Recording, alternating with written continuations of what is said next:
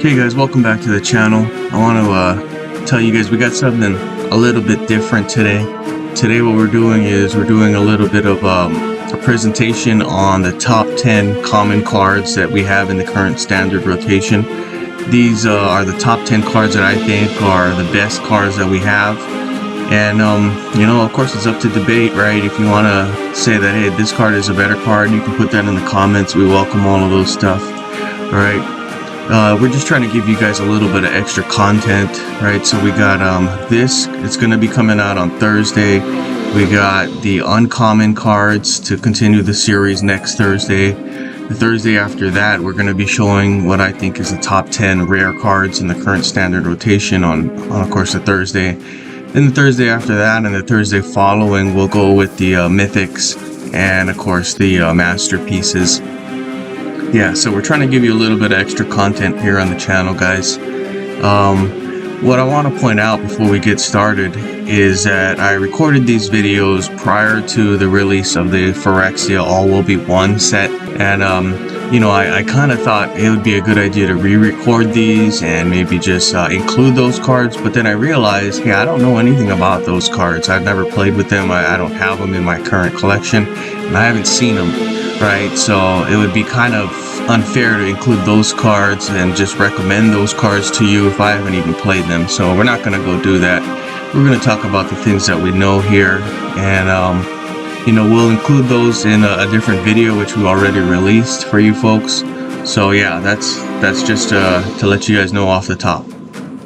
There's not going to be any Phyrexia 1 cards in here, just simply because we haven't played them, we haven't seen them. Okay, so here we go. Enjoy the video. Alright, so the first card I want to bring up is the Brute Suit. I like this card. This card is really good because it gives you vigilance, and it's a colorless card. Alright, so a lot of these vehicles that you've seen, you can place them as like a buff for your different creatures, and it'll give you a certain ability, right, many times. This one will give you vigilance. Vigilance is a good one because if you think about this, right, try to identify a card in the current standard rotation that lets you block. Try to find a card that lets you block a creature that, you know, that can fit in every single deck. You won't find one. That's kind of what I'm getting at. There's no one card that's going to let you block another opposing creature that can go into every single deck except Brute Suit. Brute Suit, of course, is colorless. It can go in any deck, and it gives you vigilance, right? So that allows you to block. So this is a very versatile card, and it's just one of those cards that I think is going to be good in a lot of different decks. Okay, here's the next card that I like. I like Celebrity Fencer. Celebrity Fencer is a card you can build a deck around. It's a very powerful card. It's got this alliance ability here. It says when another creature enters the battlefield under your control, or this creature is reinforced, perform the following effects. And what we're talking about is the effect here is that this creature will gain +1/+1. So a lot of times what I'll do is I'll play this card here with a token deck, and these token creatures will come out, and every time a token creature comes out, you'll get a buff for this creature, so she'll get a nice 1/1. Alright, so that's kind of a good thing here. You can use this as the centerpiece of a lot of different decks. Here's the next one that I want to bring up, Dig Up the Body. This is a good one here. It's black, costs 10, as you can see. Destroy the top 2 cards of your library, then pick up one of the first 2 creature cards from your graveyard. Move that into play under your control. You know what I like to use this for is I like to use this in decks where you can dump a lot of cards into the graveyard, and then you just use this to pick them up, right? As soon as you see a creature you like, go into the graveyard, you cast this, and then once you cast this, it's going to be able to pull it for you. What I would try to do is get a creature into the graveyard that costs more than 10, right? Because that's how much this one cost. So you might as well get something that costs a little bit more. Alright, on to the next one is Helana and Alina, Partners. This is a really good one. I like this one. This one is another card you can build a deck around. Kind of cool that you have it in the commons, right? It says here, at the beginning of combat on your turn, another target creature you control gets XX. X is this creature's power. So, as I mentioned, you can build an entire deck around this one. What I would do is put this one down, make sure it's protected, right? So there's some cards that will give like Death Touch to help this one out. I'll show you one as it comes up in this video. Or you can try to make sure it gets prevent damage, and then it'll pretty much just continue to keep itself alive, be killing off enemy creatures. And then what I would do is I'd buff this creature, make him nice and big, and every turn he'll be able to buff another creature, right? So that's a really good one. You can build a deck entirely around this common card.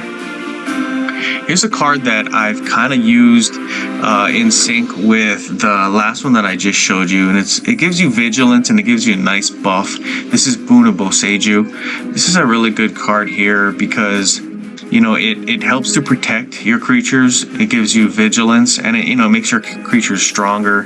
That's definitely going to help. Green's got a lot of these spells in it that don't take creatures off the board. It doesn't have a lot of removal. So what you'll need to do is you'll need to do damage in order to get enemy creatures off the board if you're just playing green. So here's one that will help you to do that. I like this one here too. This is definitely got to be a top 10 card when it comes to the commons.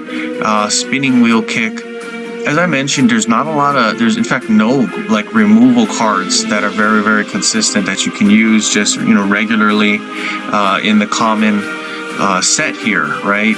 The standard rotation doesn't give you like, you know, Introduction to Annihilation, right? That was a good card several years ago where it was colorless. You can use it as removal. It's really good. We don't have something like that that's going to allow you to just kill creatures.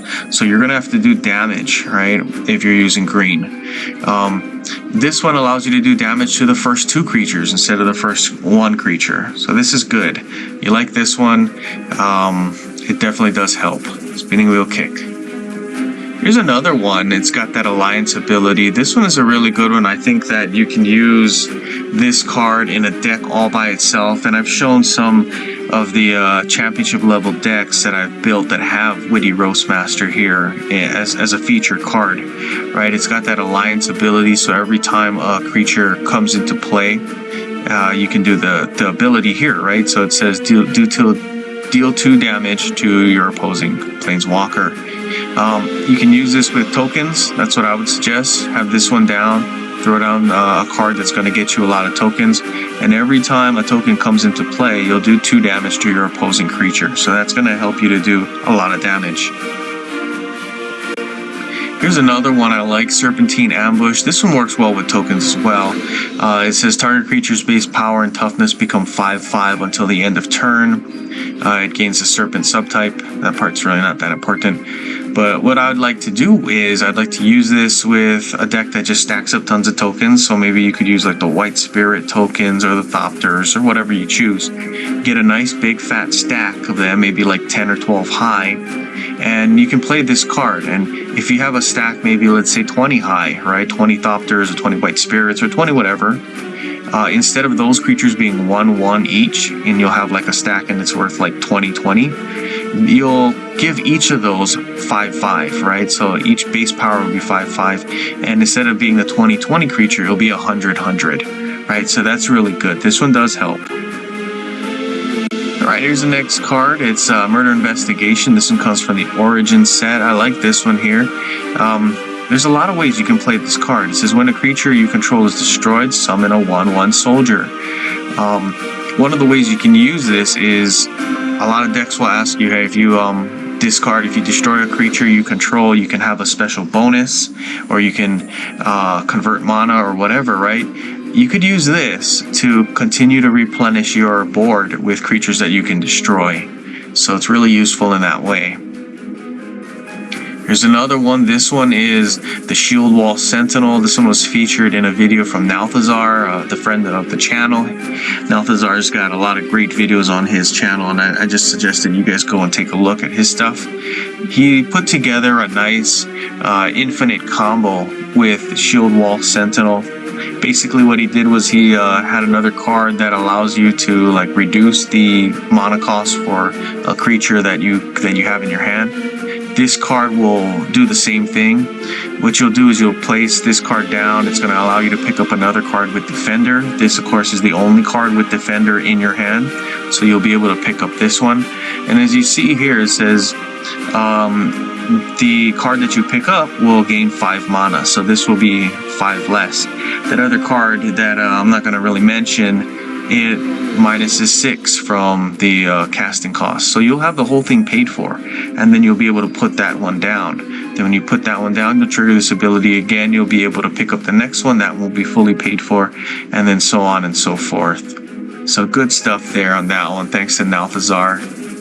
Alright, so here's some others that are kind of right outside the top 10, in my opinion. This is a really good one from the Origin set. This is Claustrophobia. It's one of those that you can just stifle enemy opponents. You gotta kind of be careful because it's only got 1 shield, but this is one that you'll see quite often in games.